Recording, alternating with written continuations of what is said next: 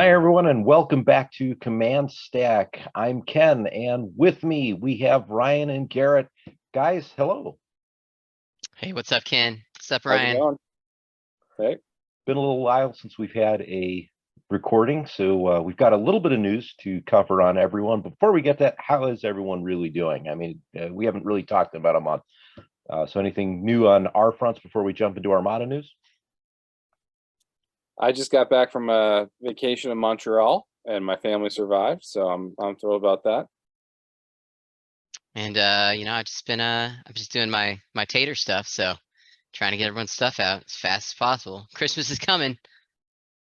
And we need to talk about John. John is not here, so John Oh is yeah. not here. His hyperdrive motivator shut down about 10 parsecs out, and he's on his backup hyperdrive. It's at least 3 more days before he can get to us. So this is why you should never borrow your friend's Star Cruiser. It's a bad idea. 100%. So let's touch base on some news here. Ryan will, or actually Garrett, we'll throw that over to you. Yeah, here we go. All right, so the rundown of upcoming world qualifiers. We've got the UK coming up next, October 1st through 2nd. We've got Canada with their St. Lawrence Open, October 15th. The Golden State Games over there in San Francisco, ran by Karnik, aka Derek, November 5th through 6th. And then the newest one that just got added, for those in Europe, there's the Nordic Open, takes place in Denmark, and that's going to be November 12th through the 13th for Armada. It looks like they have different weekends for each of the games, so make sure you get the Armada one. No update still on our Summa of all things organized play kit. Someday, soon TM, okay? I was going to briefly talk about, it seems like there's been a lot of quality control issues with production of some of AMG's games. I know Legion's been having a lot of little errors in like books, instructions, and what's included token wise. And then on the Armada side, all the latest squadron packs and core sets and expansions have been, it's like missized or missing pieces like the trees, to where you can't push the TIE fighters or the X-Wings down on the stand. And I guess as a PSA, if it doesn't fit, don't keep forcing it, right? Just well, whittle down the plastic of the X-Wing or TIE fighter. What were you I'm not, say? well, I don't know if it's. I mean, the TIE fighter not fitting onto the pegs is kind of a known issue, and it's kind of been there for a long time. So I'm not sure how much of that's a new quality control issue. I would say times I've seen it mentioned and asked about is astronomically higher than it used to be. Like Is that there's just usually because we like have a lot more people coming into play, or is that because maybe, you're having but more there's like a problems? weekly post on like Reddit asking about, why doesn't their stuff go together? And I've had customers order from me asking for, to see if I know where to get pieces that aren't included in their expansions, like missing trees and stands for the squadrons. So really interesting. It doesn't seem to affect the ships at all so far, but If you squadrons. if you do have one of those squadrons out there, you can take kind of a hobby file and file it down, file some of the plastic off, and get those squads in there a little easier because they are tight. That's the way to do it. I think I'm TTO. going to interject real Oh, quick. sorry. I think this is a good thing, though, because as Ryan mentioned, what this probably means is we have a lot of new players that have decided to come into the game. And you're seeing this on, like you said, your TIE fighters. This is core sets, your original squadron packs. Maybe Armada is starting to grow again, which is a good thing. And we've been a couple months now where we've been back in stores playing with our buddies and getting to see them again for the first time in 2 years. So maybe that's just symptomatic of that. Yeah, you love to see it. I also want to say I follow all the buy and sell groups pretty religiously, and I've seen a lot less people selling their Armada collections. There's a pretty big push like last year with our infamous note from AMG about how we're putting pause. But this year, I mostly see a lot of X-Wing stuff for sale, not a whole lot of Armada, which is good to see. Ryan, you want to tell us about TTO being replaced? Yeah. So if people who are interested in the tournament scene, tabletop organizer, we call it TTO, has been the main kind of tournament software website, I guess, web client that people use, and it's been great, been very stable, I think, for pretty much anyone who runs it. So it's where kind of you run all the tournaments, certainly run all the online stuff. But the creator of the website just put out a post a couple months ago and said he was going to shut it down. And so October 31st, it's ending, it's dying. If you ever play a tournament on there, the data is going to disappear. He does primarily X-Wing, but it also has 40K and Legion and other scoring systems also on it. So it's just kind of, there's nothing really that's a good product that's supported by AMG, FFG. I think there is something online you can use through them, but I don't think anybody uses it in terms of what they use. So the maker of the TTS mod, Valadian, is working with a number of community members, and they're making their own, and it'll be more custom Armada, and so it'll have a bunch of new features and more focused and tailored to the Armada scene. And so thank you for everyone who is putting their time into creating this system to keep tournament play going. Literally, it's so that we don't have to do this by pencil, and so thank you for spending your time. You don't have to be doing this, but we really appreciate that you are. So that just wanted to throw that out there. Yeah, absolute great guy.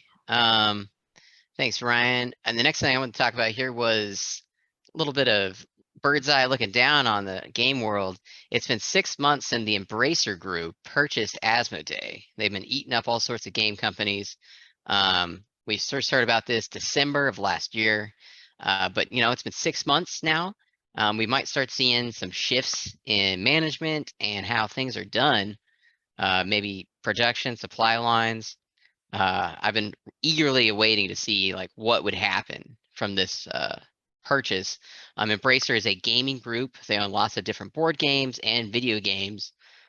So I'd like to see them, really invest, and maybe we'll see another shakeup around how the Star Wars IP is handled. I know a Lord of the Rings game has been announced for FFG and other. So, lots of IP stuff happening. And then the next thing is Andor came out. I don't know if anybody's watching that. I absolutely love the first 3 episodes. But in the trailer, we saw the Aggressor Star Destroyer, I think is what it's called. It's got them weird radar dishes. So AMG, please make that, release it, and then, I don't know, make some other stuff go with it. I think, this is a 12-episode show. Looks like they're really interested in making models. Even the Corporate Sector Authority had a new ship that Star Wars has never seen before. That was pretty neat. It was like a gunship carrier. It came out of hyperspace, and then it launched gunships to go into the atmosphere. I think there's potential there. I know a lot of people say like, oh, there's no more canon ships to make models out of, but we're getting new shows and stuff's getting added. Yeah, as long as they keep making Star Wars content, videos, movies, which they will, because it's a gold mine. It's a literal gold mine that they bought. We'll get new stuff, and so like X-Wing you've seen that, with the Mandalorian ship is in X-Wing now, and so I'm not sure we've seen that in Armada.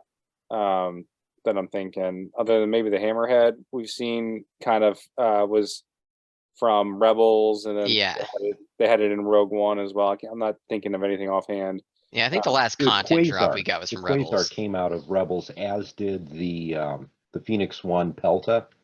Okay, so yeah. Those came out of Rebels. I think the Architans may have also. You're right. Yeah, there's a ton of Constantine, a ton of characters. What am I thinking? Okay, so there's a lot that did come out of Rebels. And you never know, like you said, Garrett, with new Star Wars shows coming out, and then we've got Mandalorian season 3 that's coming out, the new Ahsoka show, which kind of to me so far looks like Rebels season 5, but could be completely off the mark on that one. There's always the opportunity to dive in and get new Star Wars content for all 3 game lines. And even with the Obi-Wan series, and there wasn't much there. I'd love to see that the Tri-Fighter that Leia pointed out to while she was on Alderaan come to at least X-Wing. Little bit of trivia, that was actually a Porsche Lucasfilm thing that they did together over the course of the pandemic, and that wound up making its way into the TV show. Yeah. I got really excited when that popped up on the screen. Yeah, if there's design space for the new ships or squadrons, and I don't know if there is design space. I think you can keep making stuff. Like that Sith, there's the Sith shuttle from Obi-Wan that was really cool. Yep, the Scythe class shuttle, I think it's called. Yeah. And then I think what's it called? The X-Wing just got another Hot Shots and Aces pack that just got announced or leaked. So AMG's still pumping out content. Just give us our little drip feed. Just like a little hamster and his little water thing on the Something to side of the buy, cage. I mean, we'll buy it. Just something Yeah. to buy. Something to buy. Just What we give it need to is we us. need to have that revelation, like we want to drop a Providence, so that 3 more days after we make the podcast, they'll release rapid reinforcements too, right? Yeah, Only yeah, please. John can speak that into existence, so we don't have him here. So we're gonna miss out. Sorry, guys. Sorry, everyone listening. But yeah, so that's all the good news. All the good news and bad news and everything we got. So let's talk about the meat and potatoes here. We got Nova Open. I had the pleasure of actually going there, and it was an absolutely awesome time. Big shout out to Daniel and Jason, the 2 judges. They did a great job of organizing it, keeping everything on a good schedule.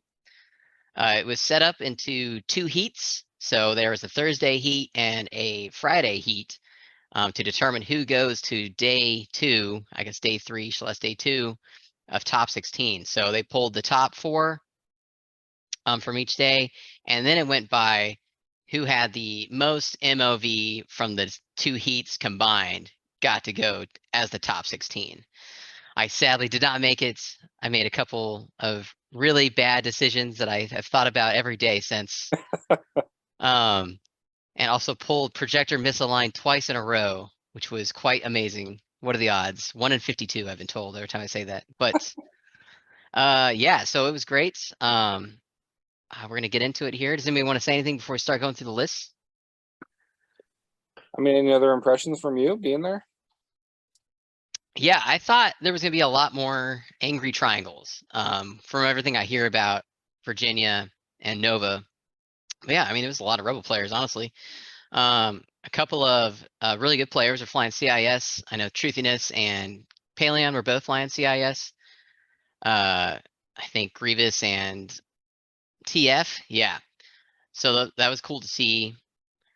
The field was very talented. There was people from all over again, just like at Gen Con. People driving in from Nebraska, New York, down south. So good turnout.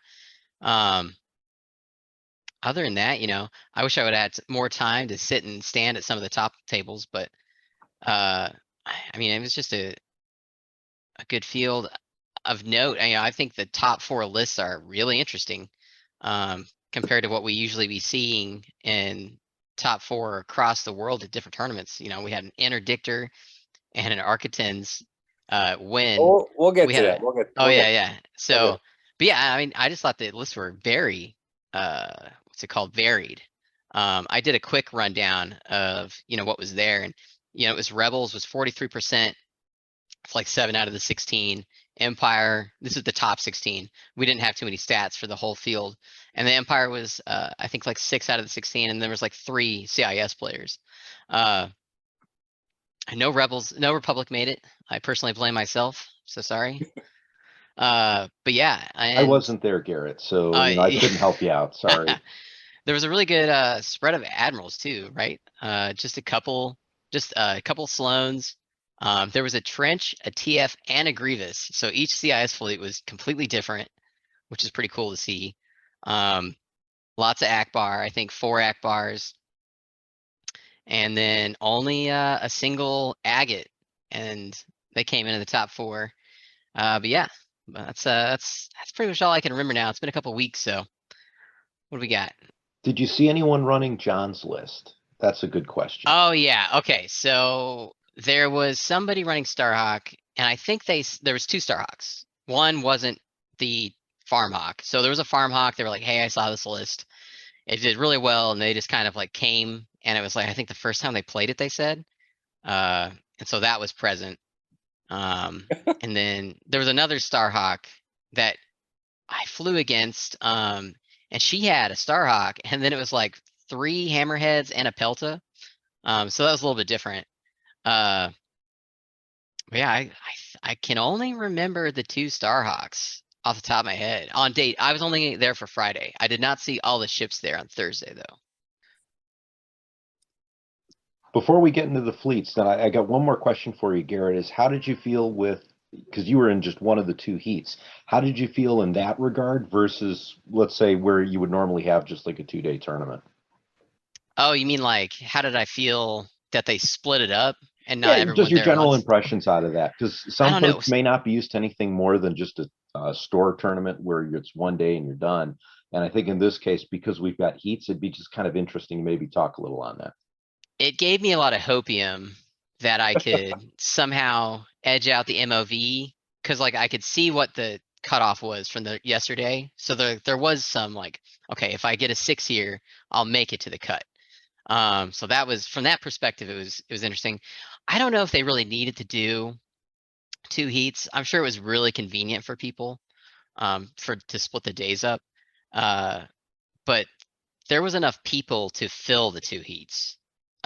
You know, it's no like 200-man X-Wing situation, but I think there was almost mid-20s on each day. And then, well, it was a 4-round tournament as well, which was, I think, very healthy. That was good. That allowed, if you had a really bad game, you had opportunities to really make it up and actually achieve what you're trying to do.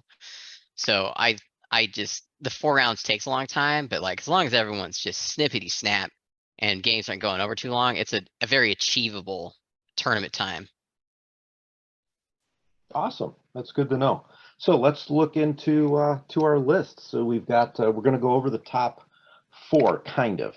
So one of the lists we already talked about when it came down to Gen Con. We're going to have some notes that John was able to send to us over hyperspace, which is kind of cool.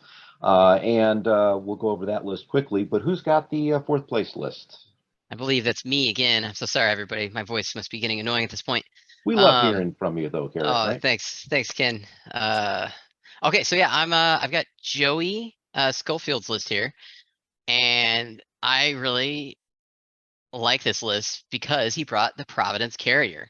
So I'll go over here. So his flagship was the Providence Carrier. He had Commander Sato. It was a rebel fleet. Commander Sato. He's got Ray Antilles on the ship. Walix Blissix, boarding troopers, ordnance experts, boarding troopers. Oh yeah, ordnance experts, expanded hangar bay, engine techs, and fighter coordination team. And then he has 3 supporting Hammerhead torpedo corvettes. One's got Ahsoka, and then they all have ordnance experts, disposable capacitors, assault-prone torpedoes, and task force Organa. And then there's 2 duplicates of that. And then for his squadron ball, he brought Harrison Dula, the new X-Wing version, Tycho Selchu, Biggs Darklighter, and then 3 generic X-Wings. I wish I would have got to see him play. I want to attribute part of his success to his Tater tournament system. Just kidding. But he, I mean, it must have been, I mean, I think the Providence Carrier is so awesome because you can bring that boarding trooper trick, but then also still bring Ordnance Exers and the expanded hangar bay to help push his X-Wings. But I'm sure, I wish we knew his objectives, but we do not, unfortunately. I imagine they were probably fighter related. I could be wrong, but I just like how the provinces are supporting troopers and then Sato. So of course he can pop those disposable capacitors on his torpedo corvettes, throw black dies, get those assault prone torpedoes off. And I'm sure that's why this is so successful. You know, get those X-Wings in close, pop off the APTs, do some serious damage to a ship.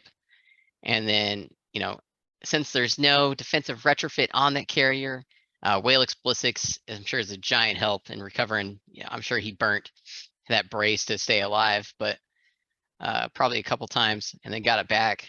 But that's really all I have to say about it. You guys have anything interesting to say about this list? This is our first Sato list. let's start there. It's pretty cool. It's definitely our first auto list that we've seen, and it's got kind of an interesting Sato ball. That's kind of the first thing when you see a Sato list, you look at their squads, and it's got Tycho, who's very conventional, and then he's got a tar pit of very kind of aggressive X-wings. It's not as much of a tar pit because he doesn't have a Jan. It's just kind of enough to get there and do some damage. So it's kind of interesting in that respect. So it's a nice squad ball. It's not the most durable or anything like that, but it's present and you have to deal with it. Because with Hera, letting these X-wings re-roll, you could stack up some damage. So it's interesting. It's definitely there, and I like the squad ball. If he can make it work for him, it's. Mm-hmm. I was sitting there looking at it, just thinking it's fascinating because with Sato, you're generally going to do something faster speed because you want to be able to get those fighters in right away and be able to adjust your dice at range so you can turn your reds into blacks. And I think it'd be interesting to see this played because I want to know, are those X-wings kind of going in as a giant ball to maintain a lot of your presence close to your ship so that you can get those black dice? Or are you really utilizing those X-wings with Hera to do, additionally the bombing as well? So I think it'd be fascinating to find that out. That's a good point. I like to know how he flies it too, because you kind of maybe have a thought there, Ken, when you said he's got the fighter coordination team, so he's got speed 4 X-wings, which depending on the matchup and the positioning, could keep up with Tycho. And so maybe, he's putting him in there, escort Tycho, next turn, bounce Tycho out to wherever he needs to be. So it'd be really interesting. I don't know if this, to see this one played. It's always nice to see a Sato list do well. The expanded hangar bay lets you get an extra squadron for boarding troopers. So you're doing 3 tokens, which is really all you need with boarding troopers. So it's an excellent upgrade to see there. And then I used to fly a lot of Sato, and so Ahsoka is really key with Sato, because whichever ship activates first, you can take one of their tokens, make it a squad token, and then send Tycho in and get those sweet, black crits if you can pull it off. Yeah, that's one other item that I was looking at was having Ahsoka in this list. You get that opportunity to change the token, whether you want to do boarding teams or you just need that extra squadron activation. And then, with fighter coordination teams, you're pushing everything, an extra distance 1. So, this is kind of a fascinating list. I really want to kind of see this functioning and in play. And as we brought up, we got boarding troopers on there. That's a trend we started, everyone, just in case folks are wondering. We're taking credit for that. Yeah, we're going to take total credit for that. So unfortunately, we cannot do our normal, what objective would you choose, like we do with most of the other lists here. Do we have any other thoughts on this list, though? I got one more. It's just to note, each Corvette has a double reroll with Ordnance Experts and Task Force Organa. So you are truly fishing, probably aggressively, to get those sweet APT crits to go off. So with 3 hammerheads, as long as you can keep them alive, you're going to be doing damage. So with disposable capacitors, ideally you want to confire with the Corvettes. It doesn't always happen, but you could be throwing 3 blacks at long range, re-rolling with Ordnance Experts and Task Force Organa. So it's if they don't die, if they don't pop, they're pretty potent. No, I definitely agree with that. So let's go on to list number 3. So this was Jason Dedrick's list. I believe we talked about him in our last episode when we covered Gen Con. And John, actually, here was the few notes that he put on there. He believes it's important that we take a look at this, that there seems to be some modifications to his list. It's very minor, specifically to combat the Farm Hawk. And I think to some extent there was a thought that there would be more Farm Hawks at Nova, which seemed to be exactly what didn't happen. I think everyone was trying to bring a list that's going to potentially counter that, figuring everyone else would have brought it out. So John definitely brought that list out at the perfect time to be able to use it. But what he was sitting there saying is that he threw in an extra deployment, going from 2 squads to 4, and that you've got 4 bases here. How did he say this? He said splitting of the hill between the 4 bases. That means you have to dedicate more attacks to kill them, and that he could spread them out more to cover more area. So you can't just focus in on one of them. He's got all of his squads kind of scattered a little bit. And then if you try to take on one of his CR90s, you're just going to be able to come in and take you out a little bit better. At least that's the way I'm reading what John's saying here. Any other thoughts from you guys? Yeah, so the big change from Jason's list was at Gen Con was to add the Z95s instead of the 2 YT2400s. And what you save points, one, doing that, and then you also get an extra deployment. Which I guess you need. I guess you have a lot of ships, but I guess he wanted that extra deployment. So. Well, he's now at 8 deployments instead of 7. So that kind of really, in that deployment game, generally speaking, you're seeing what, 6-ish, give or take.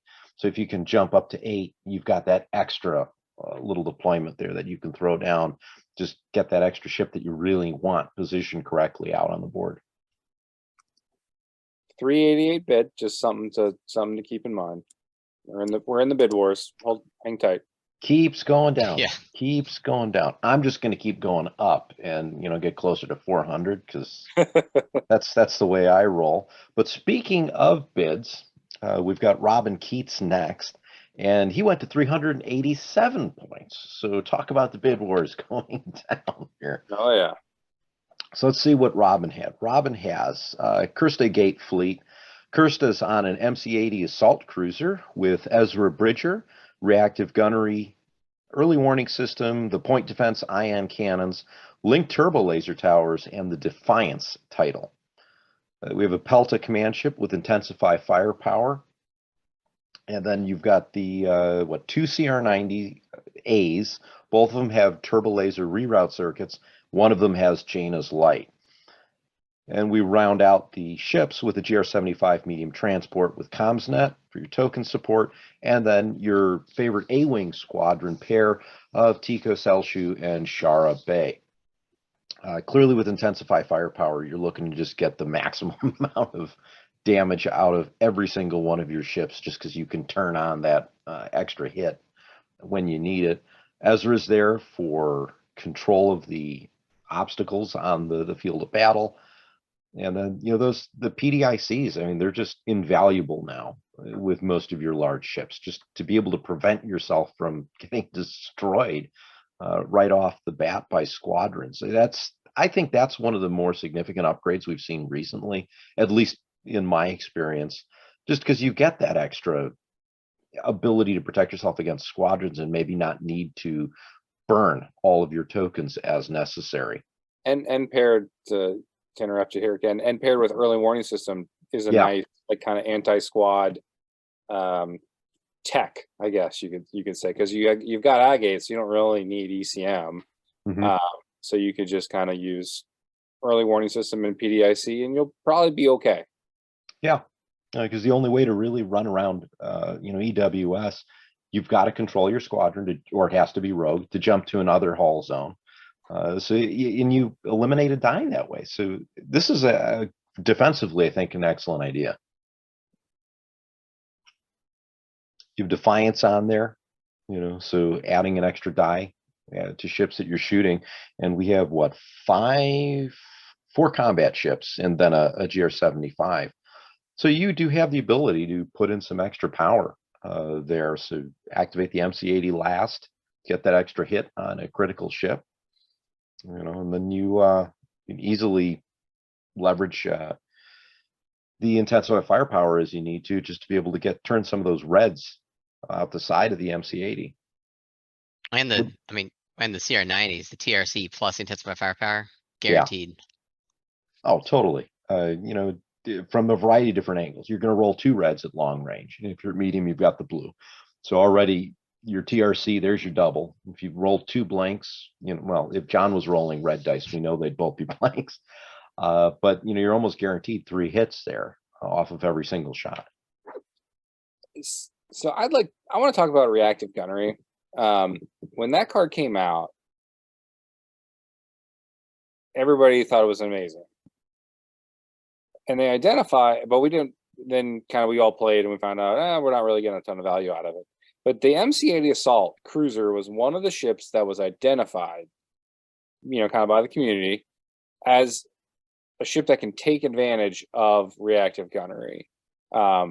If you can get the salvo on it, right? Or you can spend the contain to get the salvo shot on it. And so I think it's 3 reds, or is it 2 reds and a blue? I'm not. 2 reds and a blue. 2 reds and a blue. Excellent, right? So you're shooting 2 reds and a blue. You can IF one of the reds, and then you can LTT the other red. So it's, throwing at least 2 damage back at someone who wants to shoot at it. So it's a nice combination to see. And this is kind of to go back. The community identified it as like, this is a good reactive gunnery ship, and then we just never really saw it. So I'm kind of happy to see it finally. Proof of concept, I guess. So. Yeah. No, I'd agree, because really, what other ship on the rebel side anyways would you put it on? You want to burn probably a contain if you're going to use reactive gunnery, and really your only other good option would be an MC-75, but then you're rolling flak dice, so then you also need to throw flak guns in there, and it changes the mathematics a little bit. And the Liberty, you've only got 3 tokens instead of 4, and you want to keep both of those braces. And it's a defensive upgrade, right? I'm not losing my mind on that. So so it's such a valuable slot, and only on a ship like this where you have 2 defensive upgrades can you kind of play around a little bit. Yeah, no, I agree. Maybe the Assault Frigate Mark II, because it's got 2 reds and a blue, but I don't know. I'd probably rather take ECMs. You can't replace, you need that ECM on the Assault Frigate. And I've played around in futility with the MC-30, putting it on kind of like Sato MC-30s, because you can reactive gunnery and you can make that red a black. But I didn't get it to work for me because no one really uses the defensive upgrade other than Ken is now using advanced projectors. But generally, that's one you can skip sometimes. So, but it didn't work. So I don't take my advice. I played many games where it failed. So don't waste your time, anybody. Advanced projectors is stapled onto MC-30s, just like LTT is stapled onto Munificent. So that's how that works. Yeah, I'm totally fine with that. That makes sense. We have any other thoughts on this list? I mean, I agree with you. That was the thing that did stand out to me, was the MC-80 Assault with reactive gunnery. Huge bid here. 13 points. 13 points. He wants to go second.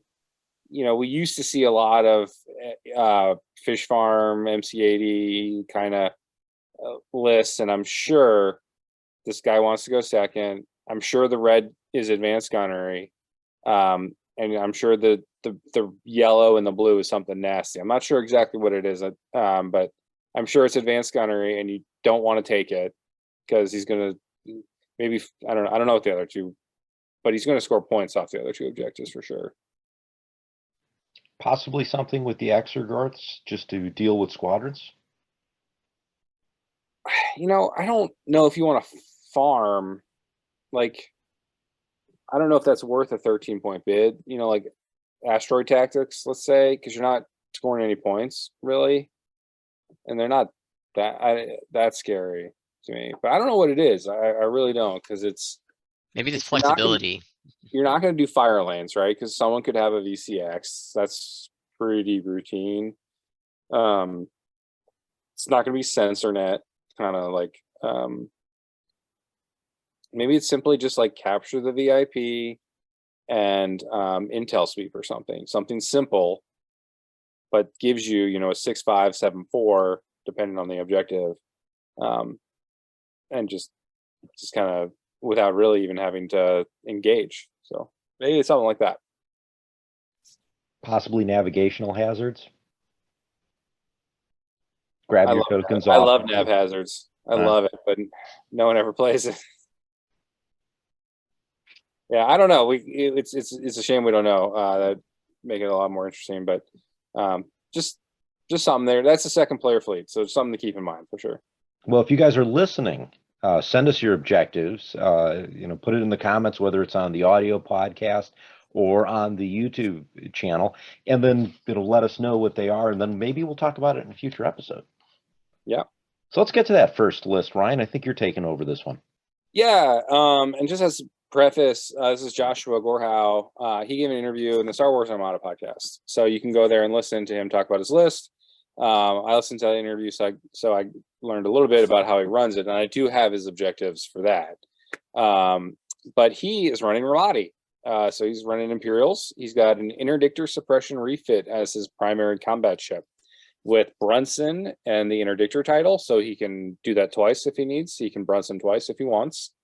Decaps, grab shift reroute, targeting scrambler, and PDIC. So it's very, it's very tanky, and it's very kind of moving obstacles around with targeting scrambler or grab shift reroute. And then he's got an Architans light cruiser with Commander Bet, QBTs, and Senecor. And then 2 Gazantes, one with Vector, which is interesting. We don't see Vector very much. And I think Vector gives you speed 5 for non-bombers. I'm thinking someone take a look if they've got the website up. Yeah, I'm checking right now. Keep going. I think it gives you speed 5 with non-bombers. But then he's got a really nasty squad ball. Really interesting too. So he's got Black Squadron, Colonel Jendon, Hondo in the fire spray, which is really cool to see. It's certainly the first time we're seeing that. Morna, Tell, Tempest, and then a Decimator. So 132 points, a really mean squadron ball that doesn't care that you bought PDIC. Really, fine. You brought PDIC. Here's 3 dice from Morna, 3 dice from a Decimator, and then 3 dice from Jendon. So, your PDICs aren't going to do much. Sorry. So hit, and then monster bid 386. He I heard him talk about it, and he said he's fine playing first or second, but 386 in this environment, you really want to go second generally speaking. And it's he said he specifically wanted to avoid John, like Starhawks, specifically wanted to avoid like John's matchup. So I think John was 388, so you're outbidding that, giving yourself a little breathing room there. So he definitely succeeded in underbidding the Starhawks. So something to look out for, and there's definitely some points you can cut from this too if you really wanted it. I think to keep going lower. So I don't think you're going to win the bid war against this list, in my opinion. Anyone figure out what Vector does? Yes, Vector is it is the one that sits there in any squad without heavy that you activate is increased by 1 in the speed thereof to a maximum of 5 till the end of the activation. So yeah, That's cool. you are jumping up several squadrons up to 5, but as long as they don't have heavy. So you can make Tell like speed 5 and just like go engage Tell. I don't know if he wants to do that, but like you could do that. That's interesting. Really helps Morna, speed 4, Decimator. Morna. It's kind of scary. I've never seen anyone play Vector. That's so interesting to me. It's really cool. Really cool to see. Part of it is when you think about a lot of Imperial squadrons are already moving at speed 4 or 5. So you're generally going to want to do like Vector would be an awesome title for X-Wings, right?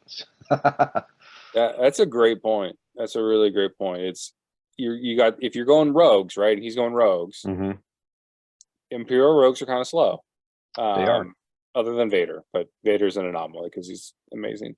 But and he's got some slow rogues here, so maybe that's kind of what he's doing. It's really cool. I really like that. Really cool to see that in there, and I think his squad ball is very powerful. And so when he talked about that, Hondo was really key to controlling the squad game of other players. You can move Lando or toggle Lando, I think, with Hondo's ability. You can just turn certain squads off and on, and it really gives him a sense of control. And so that's where I could see like, the bid being great for going first, because, generally speaking, if you want to win a squad battle, it helps to go first. So, if he's bidding for first in certain matchups, Hondo pops in there and toggles Lando, right? Sorry, you don't get to attack this round and do a ton of damage, or Merrick or whoever. So he really used Hondo and really talked about using Hondo in really cool ways. And I really makes me kind of inspires me to check out Hondo. Have you guys ever played much with Hondo? A long time ago when he came out, but not recently at all. I haven't even seen him been played recently, even locally, or I mean, I think he was one of the only Hondas there at the tournament. Well, probably in Slave One, I'm sure Hondo was lying around as his regular card, but no, I'm taking a look at what you have here, and yeah, you've got a ton of. Well, so first of all, Vector is not going to work on Jendon or the Decimator, but works with pretty much everything else. And you're probably going to leverage that with Morna. Well, the thing is, they're all rogue with Morna and Hondo, because everyone else is, again, speed force. You want to try and keep everything roughly, within range of your support ships, and to be able to take some of the stuff down. A lot of bomber, a lot of rogue. I mean, it's mean. I'm just looking at this makeup. And Vector may not be, on the alpha every time, using it, but if a ship's trying to run away, that extra speed from 3 to 4 to chase down, a running MC30 or whatever would super helpful. So maybe it's not. Maybe it's just flexible. It seems very, very flexible in how he uses it. Another way to consider this, and I'm just kind of looking at this list because we have the Senecor title on an Architans. If you keep the Gazanti far enough back, you can push those squadron commands from Vector off the Senecor, right? It's a great point, yeah. So that might be another way if what you're trying to hit is on the opposite side of the board, or just closer to the Architans. That might be key. So it kind of allows you a little bit more flexibility with your squadron, at least those two from the Gazanti. Great, that's a great point. The Architans, super shooty Architans with QBTs, and Ramadi. So I think for only 65 points, I think, if you're con firing, you're getting six dice out the side. It's a really great ship with Ramadi, and I think almost every Ramadi fleet can find 62, 65 points to get a really shooty Architans in there, because it just pairs so well with Ramadi. And then the Interdictor, I don't feel like Interdictors are like the punchiest kind of ship, because they're going to be engineering probably. But if you can get a double arc, you can do some serious damage on an Interdictor, and it's definitely there to tank shots, win the objective play with targeting scrambler. Really, he's got two ships that are shooty enough paired with the rogues squadrons to do some serious damage. And if you can swing one of your Gazantis in front of, let's say, a double arc off of your Interdictor, and then get your great disposable capacitor shot, you pretty much have, your 4 dice out of, let's say it's your front and your side. Throw in the fact that you got Ramadi from your obstructed shot. I mean, that's 10 dice you're effectively throwing out at a single ship. And that could definitely do some serious damage on something small, maybe even take it out.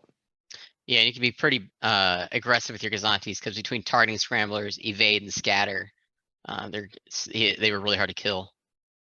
Yeah, no, I'd agree. And then you've got the rogues to come and polish things up. Or maybe the rogues are going to sit there and do their preliminary strike, do enough damage to the shields, and then you hit them with, let's say, the Interdictor and Ramadi. I got to watch the last match, and it was really cool because it was Joshua versus Robin at the last table of the last round, and time was over, and the squadron ball was doing almost all the work. I mean, it was just disgusting how much damage is able to put on that MC80. And then they were trying to play to time, and like the clock hit, I think like 3 seconds, and they started the 6th round. And then the interdictor was in the middle of the table, and it was just so tanky. It just didn't matter what was happening to it, especially since he could only shoot at it with CR90s and the MC80 before it died, and it just wasn't going down. And then he tried to, I think the last thing Robin was trying to do is swing around a CR90 to take an Akbar side shot and kill the Architens, and I think he got it. But the Imperial Squadron Ball just ran that table. It was able to come up, go everywhere it needed to, because Joshua was centrally located. So even if, the typical Akbar swirl around you, I mean, his squadrons are just able to jump and then just eat up what they needed to. The CR90, I think, got away, but that MC80 was just lunch.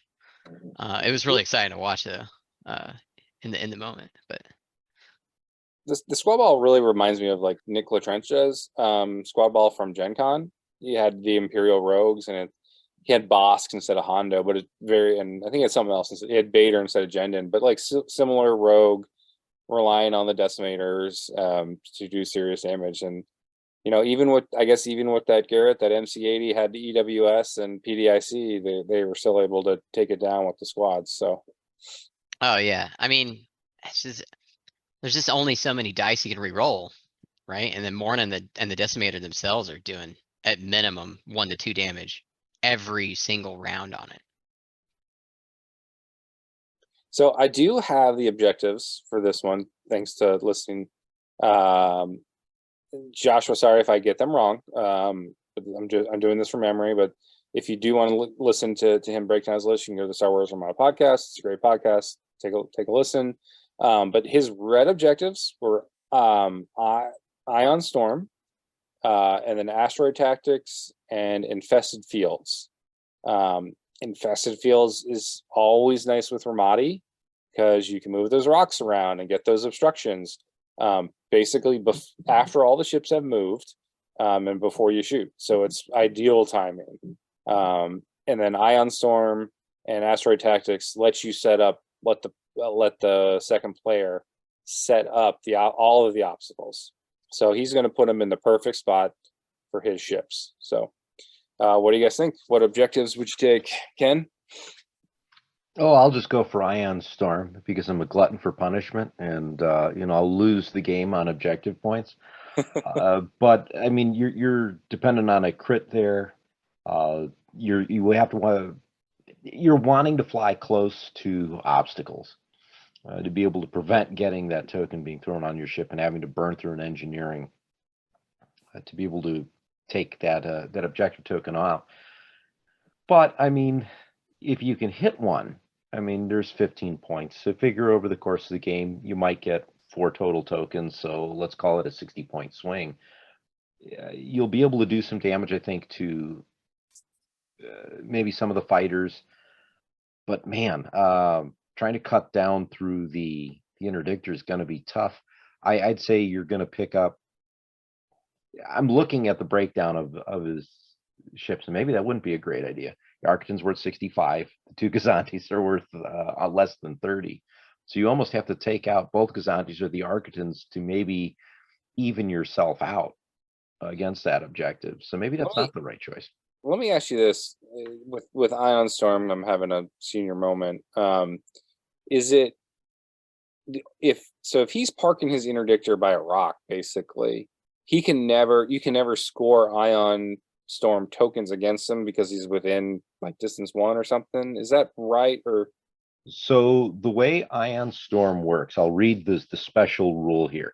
When a ship that does not have an objective token ends its movement beyond distance 2 of any obstacle, or beyond distance 1 if it's the first player's ship, you assign an objective token to that ship. And then when a ship resolves an engineering command or repair command, technically, it may discard its objective token. So yes, if you have one of your ships parked pretty much within distance 2, at distance 2.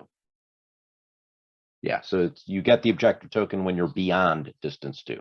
So if you're at distance 2 or within distance 2 of any of the obstacles, You will not get that token. So he will never. He's probably flying this in a way that he would never have any tokens placed on him on objective tokens. So. I would agree with that. And then you also have the graph shift reroute, so he could even adjust some of the obstacles in such a way where he could just fly speed 1 right through it, not really hit anything, and still manage to, take advantage of it. And let's take that a step further. If you do choose Ion Storm, he'll place all of the objectives anyways. So they're going to be beyond distance 5, but then, okay, he's not there right away, pulls a few back with graph shift reroute, and before you know it, he's not taking any, not getting those objective tokens. So yeah, maybe that's not the best choice, but thinking about it now. But again, like I said, I'm a glutton for punishment, and I'm going to take it anyways because it might be fun. What about you, Garrett? I'm taking Infested Fields, and here's why. You have more agency over your doom. Okay, obstacles get placed as normal, so you're alternating. The Exogorth, each of you put 1 down, so he gets no benefit from overlapping obstacles like an asteroid tactics, and he doesn't get to place both Exogorths. So you can put an asteroid or an asteroid out of the way to where it won't interfere with the game, and then you also can put an Exogorth to where it can really bother his squadrons or just out of play. And yeah, he still gets to move his graph shift reroute and still gets to move the obstacles 1 to 2 than an Exogorth touch, but you have a little bit of mitigation built in against your own fleet. And then you'll get a couple of the tokens, he'll get a couple of the tokens. When you run over something, engineer, repair your shield on the, make it so you're overlapping the debris field if you can, right? And then go for the interdictor or go for the Architects, right? But yeah, Infested Fields is what I would take. And just because you have more agency over the gameplay, because with his Ramadi, with his ability to put anything down how he wants with Asteroid Tactics and Ion Storm, I don't know, it's just too dangerous, and then he can move it around. Yeah, Infested Fields, that's me. So I'm looking at Infested Fields right now, Garrett. The second player puts both Exogorths down. Oh, does it, which is the one that alternates? Yeah, I think you're thinking a different one. You are thinking. I'm not sure if there's one where it alternates. I thought there was. I could be wrong. Clearly I'm wrong, but I barely know what Exogorths do, so. yeah, they've got some weird placement rules too. Like They you can eat place ships, them that's what they do. under squadrons, but you can't place them under ships. But then you can move those squadrons out of the way. You might be thinking of Purgles. Maybe you alternate moving the. Well, I know those get Purgles you'll alternated. alternate, yeah. That's for sure. I could have swore there was one where you alternate. I think the rest of your analysis though was on point. Even if Yeah, even if I'm not placing the Purgles, I agree still. That's what I'm going to go for. I mean, you do get to place some obstacles out of the way, and so they're not an issue, and you have a better chance of flying around them. I'm kind of with Ken though. I think Ion Storm, and I think I put a rule out in the podcast earlier, a couple episodes ago, never take Ion Storm. So whatever we say don't do ever is exactly what we would do. I'm kind of thinking Ion Storm, because yes, he will get a couple crits off pretty much every time he shoots at you with his blue dice from the interdictor, and he's got a blue dice with the Architects, so it's probably Confire and a blue, just getting 2 blues. But I think it gives me the best chance to table his fleet, Ion Storm. You don't get the defensive bonus of Asteroid Tactics, and Infested Fields will just snag any fighters that I have with the Exogorth. So I think it gives me the best chance to table his fleet. And he went 4-0. He blew away the competition. So I don't think it's easy by any stretch of the imagination. But an Architects and an Interdictor, they can be tabled. They're not indestructible. No ship is indestructible in this game, obviously. So if I think it just gives me the best chance. It helps me, and it doesn't help him with the squad battle either. Which I wouldn't want. I usually bring pretty much max squads, so I don't want to help you help you beat me with your squad ball and try to get an advantage that way.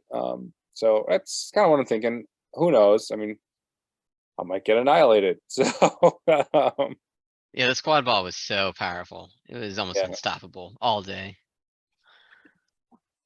That's a good list, but it's a clear winner. I mean, here, I mean, you've got a good bid. It was strong center core.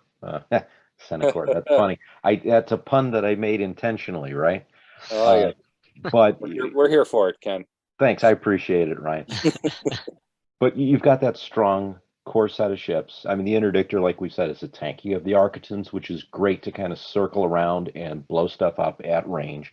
You've got the Gazantes to get in the way, and as Garrett mentioned, you want to put them in the way. Let them go ahead and be, something to shoot at because you get the Ramadi dice out of it. And then, Ryan, you've brought up the squad ball a couple times. It's mean. I mean, every single part of this list is very carefully calculated to destroy your opponent. And with that 14-point bid, you're gonna probably go second, unless someone decides to come in with a 370-point list. There's going to be something I'm going to have to try at some point. 370 points, and then something that's totally farming tokens. And John will find a way to table me anyways with that. I welcome playing Radis. I welcome the bid wars. You want to bid? Let's do it. Go down as far as you can go. I'll be happy to take your first player. Sure, fine. I'll be 400-point Radis. So let's go. You could fit a lot of MC30s in 400 points. All right, so that's Joshua's list. Congratulations, major accomplishment, winning Nova 2022. So got a Worlds ticket for sure. I don't know how the rest of the Worlds tickets shook out or anything like that, but I know Joshua certainly has one. Yeah, so congrats. There's definitely a lot of Worlds tickets I know that are out there. It's going to be interesting to see what happens come Adepticon next year and how many total Worlds tickets. I don't know that anyone really knows how many Worlds tickets there are.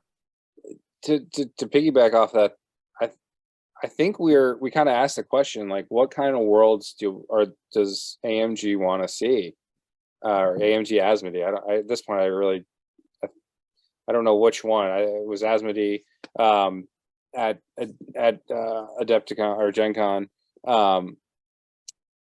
Do they want to see, is this just a literal top 10, the very best, and it's a smaller tournament, or is this going to be a celebration of Armada? And I think with the number of Worlds tickets going out and the number of tournaments that they're letting people qualify, I think we're starting to see that their vision is more of a celebration of Armada. We're going to give you plenty of opportunities to get in, and it'll be big. I think it'll be a 80+ tournament, I would think. Oh, it's definitely above 80, I think. I think logistically it's going to be well, not everyone can come to exciting Chicago in beautiful Chicago in March. So that's true, but there's a lot of people. Or Schaumburg. Not really. I think that every time I go to these tournaments, there's people coming in from 2,000 miles away. You know what I mean? So. With Adepticon, they're going to be coming from all over the world too. Plus with those drivers. World invites. Yeah, I think it's going to be. It'll be big. It'll be big. Get there early if you want to have a parking spot, though. I mean, it fills up normally, so. I didn't have much of a problem at Adepticon getting a parking spot. I had heard that from a couple of players, and I was just like, if you're willing to walk, Although I did almost freeze to death on one day because I was parking in the back of the hotel complex was a long walk. But well, it's the Chicagoland area, Ryan. So all you need to do if it's too cold to get out of the car is you wait about 5 minutes, and the weather will change. It could get worse though. So I was gonna say, what if it just gets colder? It could. It's terrible. It could. I mean, it's having lived here my entire life. You never know what you're going to get at any time of the year. You could get 18 feet of snow, or you can get 70-degree weather. I lived in Chicago for 2 years. I loved it. I loved the cold weather. I was finally getting cold here in Louisville. I cannot wait. So give me all the snow you got. Send it down here. We're hitting our last little bits of 70-degree weather now. I think we're pretty much in the 60s Yeah, here leaves are on out. changing. My cat is changing my monitor here. Here we go. It's Clearly, your cat leave does not know Central how Kentucky to. out of this. Yeah, really, it's like cat wants control. Cat wants his own show, Ryan. That's Yeah. how it works. So we have anything else we want to touch base with tonight, guys? Oh, Ryan, did you want to say anything about the tabletop simulator? Yeah, worlds? it's our tabletop simulator championships all month. So if you want to watch some high level Armada play, tune in to the tournaments and just come watch. We're all are welcome. What's the big one going on right now, Ryan? The championships for TTS. Okay. And how did Endor go? I wanted to get in that, just didn't have the opportunity. Well, we're in Endor, so it's the Battle for Endor TTS championships. I got you. I get you. But that's the name of it. So it's Endor. So I did not make. There's two leagues going on, a gold and a silver. I did not make the gold. I flew my janky SSD list that I'm a believer in, and I'm going to keep trying to make it work. But I got crushed one game, and to Doniger to double Onager rogues. So SSD didn't respond well to double Onager rogues. So. No, I'll I play guess by my player, by my opponent, not to take anything away from them. But that's it. Oh, sorry. I guess I'll say at Nova on the finals day, I played in the Sector Fleet tournament, and I told you guys, but I came home and I was like, I'd never played Sector Fleet before at 600 points. It's like a totally different game with how much stuff you can put on the board and how many upgrade cards you can put together you can create all new chains of interactions that aren't possible at 400 points. And I was like, man, this is a lot of fun. It solves a lot of the balancing issues people talk about. Like, I don't think the game's too out of balance at all, but it also introduces some different things. But I overall, like, if you are getting stale, go ahead and try a 600 point game and see how much fun you have, because it was a blast. Especially people had those executor 1s and 2s out there, but just being able to fly like a triple Venator list with all the fixings is a lot of fun.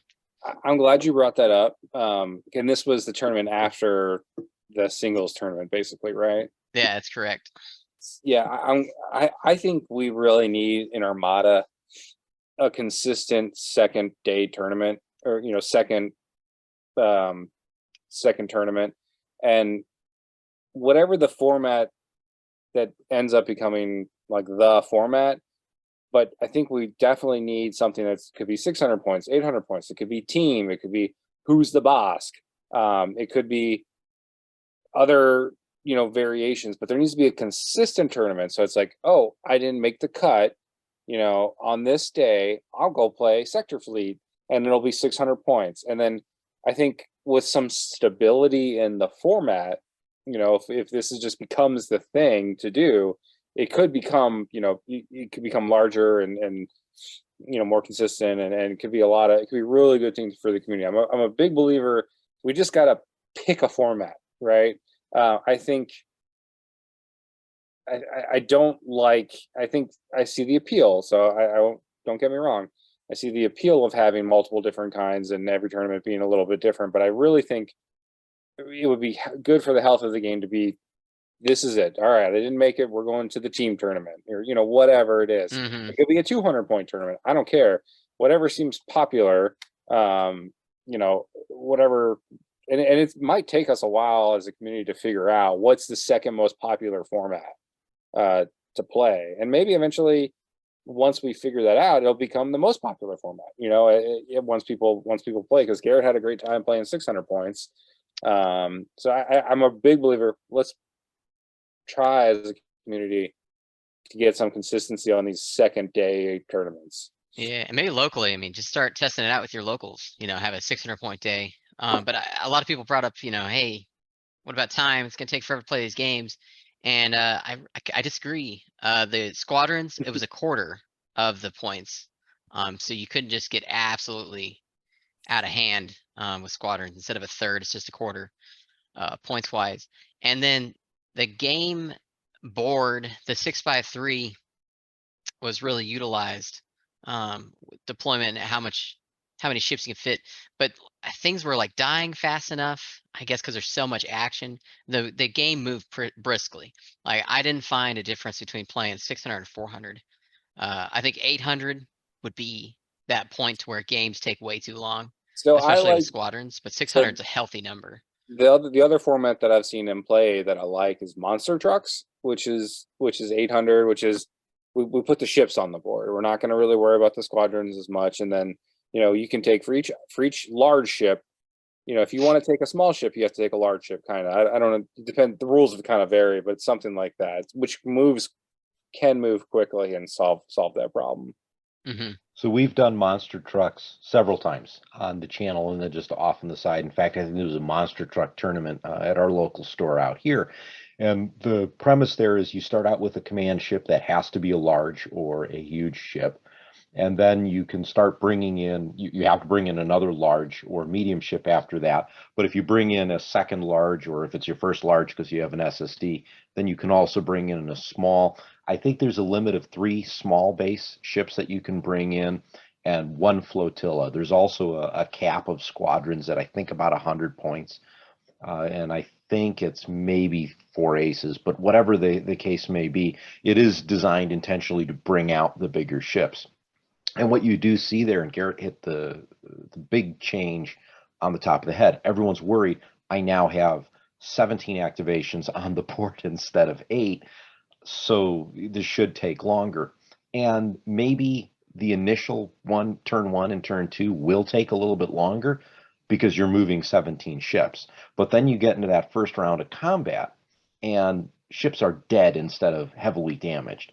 So they're gone, they're off the board, and on turn 4, now you only have 10 activations for the entire board instead of 17 because half of them have been vaporized.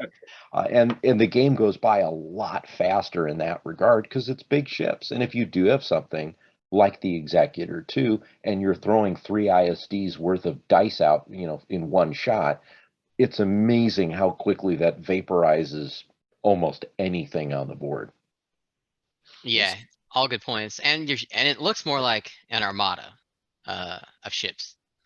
So instead of like a small skirmish fleet that shows up to solve something, all of a sudden now your fleet looks like a fleet from the movies or the TV shows. Yeah, so like 400-point armada, it was described as like the Battle of Scarif from Rogue One is kind of like how that feels a little bit. But like 800-point sector fleet is what you see in some other shows is is those bigger, not necessarily Battle of Endor, let's say, but other starship battles. 800 points is kind of nice. You get a lot in there. 600 points, you start to see where some commanders really shine. Grand Moff Tarkin, perfect example, because you have enough ships to really capitalize on his abilities. And then you've got a couple other commanders, like a Gate is a much less of an impact at 600, 800 points. When you want to get your really big games, and John and I have done this twice where we've played 1,200 points, now you're in a really big long game. That's where it really starts taking forever. So 600 points might be a sweet spot, or the 800-point monster truck format. Things to think We about. need a consistent second format. That's my hill right now. So We'll keep preaching that. Maybe that's what's going to drop. Instead of rapid reinforcements 2, we're going to get, here's the alternative standard way of playing tournaments after Adepticon, right? maybe something like that. Yeah, I wish. I mean, because sector fleet is like the rules, right? We have rules for that. It's like a legitimate format, legitimate rules. But it's just not the custom, right? It's not. It's just not our custom right now to have a consistent format, and that's fine. I think we're figuring it out. But I think it'd be good for the game if. All right, I didn't make the cut. I'll go play 600 point. I am going to agree. That's the one thing. I got fortunate in that I had a couple games lined up for game 2 or day 2 of Gen Con, and was able to play a couple games. Because if there was nothing, and I could walk around the dealer hall, that would have been cool. But I would have just as soon rather been in another format where I could still be playing a few games, and then that way I make it worth that second day of travel. I think the only downside would be if you go in, let's say, with teams, and my teammate that was intending on going into the team tournament makes it to day 2. So that I could see that potentially being a problem in some cases. Maybe not if you're randomly assigned a teammate, though. I think teams would be cool.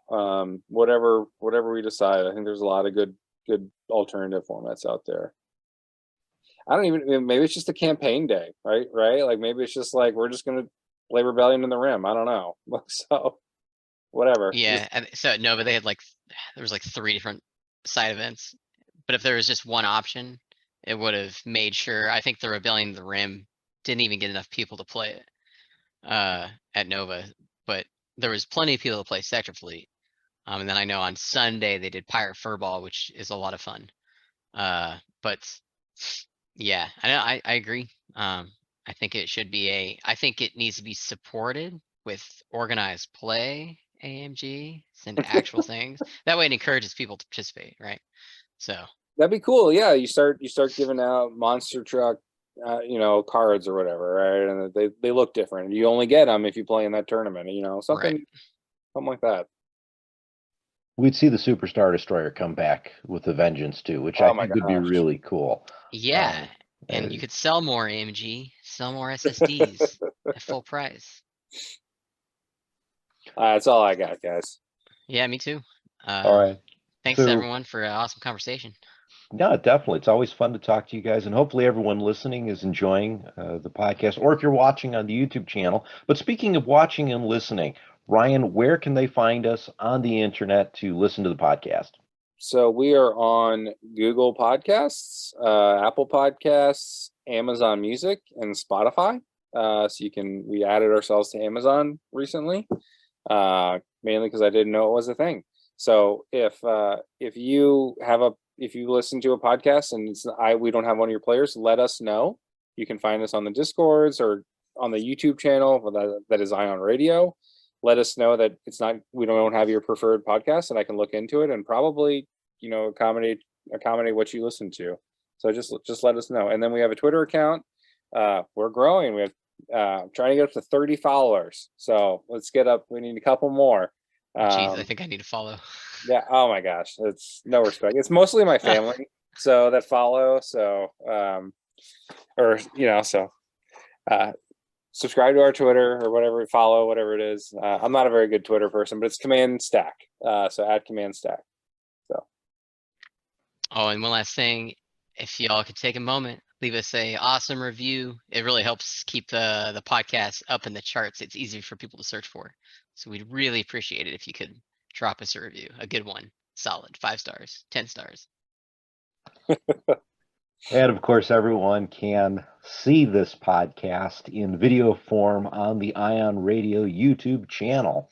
And then we can find Command Stack's Discord also on the Ion Radio Discord under Command Stack. Don't forget to like and subscribe to the podcast and or the video that you are listening and or watching, depending on your preference. And of course, follow us on Facebook, Instagram, and Twitter. Actually, I don't think we have an Instagram for Command Stack, do we? No, we don't. I don't think so. Maybe one day we will. When we start winning some more tournaments, we'll post our fleet. We gotta start up there. clipping 30-second clips, put on reels. I gotta get to be a better painter of my ships to get an Instagram account, I think. Well, we'll work on all of that. But anyways, guys, thanks so much for listening. We appreciate it, and we will reach out to you again. Until next time, I'm Ken. I'm Garrett. And I'm Ryan. And you've been listening to Command Stack.